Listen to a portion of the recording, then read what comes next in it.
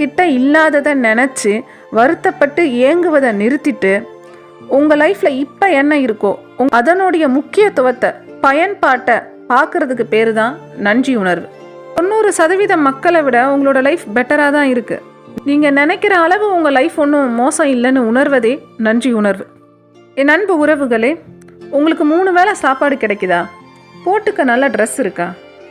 நீங்கள் 1 டிகிரி ஆச்சு படிச்சிருக்கீங்களா? உங்ககிட்ட ஃபோன் இருக்கா? பைக் இருக்கா?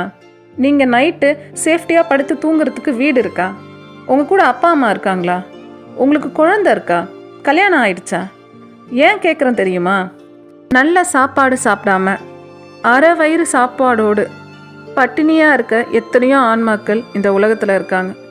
போட்டுக்க நல்ல ட்ரெஸ் இல்லாமல், படிக்க வசதி இல்லாமல், படுக்க ஒரு பாதுகாப்பான இடம் இல்லாமல் எத்தனையோ ஆன்மாக்கள் இன்னமும் கஷ்டத்தில் இருக்காங்க. நிறைய குழந்தைகள்